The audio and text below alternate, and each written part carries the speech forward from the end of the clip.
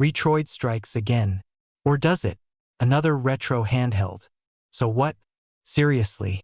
How many times have we seen this movie? A new device gets announced. The internet explodes. The spec sheets start flying around.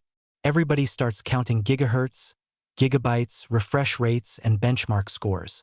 And somehow we're all supposed to act like gaming has been reinvented. Again.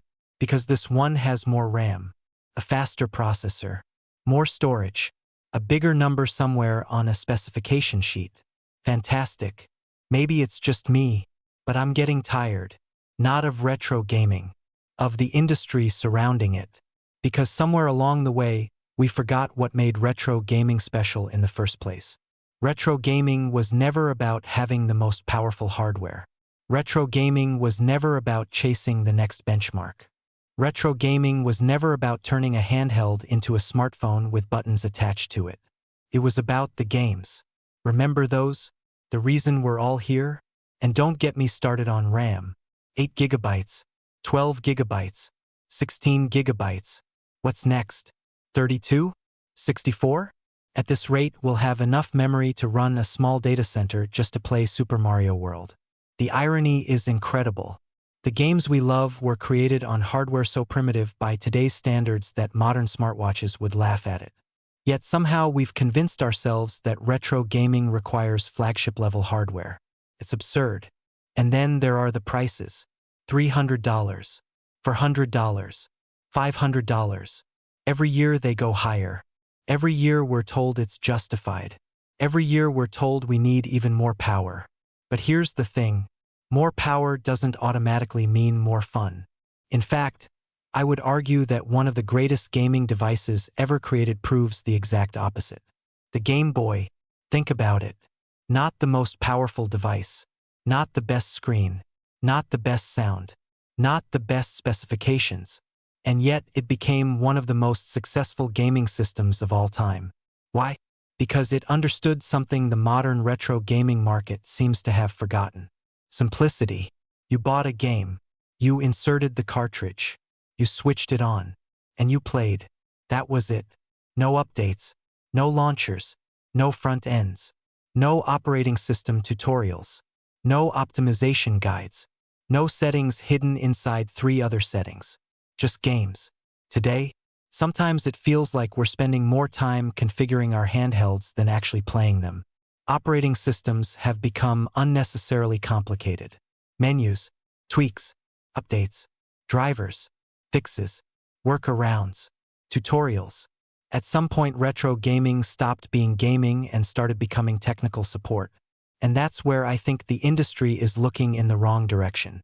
Instead of asking, how can we make this easier?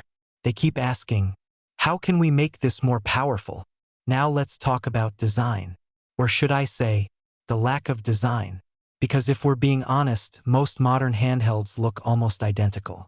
Different company, different processor, different logo, same rectangle, same layout, same safe decisions. And the colors? Don't make me laugh. Black, gray, white, another black, another gray, a slightly different gray. And we're supposed to celebrate this as creativity? Come on. Retro gaming was colorful. Retro gaming had personality. Retro gaming took risks. Today, it feels like too many companies are terrified of standing out. And that brings us to the Retroid Pocket Nova. Now, before anybody gets angry, I'm not saying the Nova is a bad handheld. Far from it. In fact, there are things I genuinely like. The 4:3 OLED screen is nice. The hardware looks capable. The device seems well built. But let's stop pretending that a 4:3 OLED display in 2026 is some kind of technological miracle. That should have happened years ago. That's not the finish line. That's the starting line. And that's really the point of this video. The Nova isn't the problem. The industry is. Because somewhere along the way, the retro handheld scene became obsessed with power and forgot about imagination. Forgot about simplicity. Forgot about personality. Forgot about fun. Now, I'm not a console designer. I'm not an industrial engineer. I'm not an operating system developer. I don't have a design team. I don't have a marketing department. And I certainly don't have millions of dollars behind me. I'm just a retro gamer.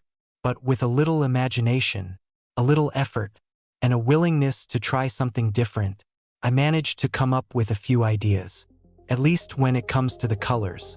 So what's their excuse?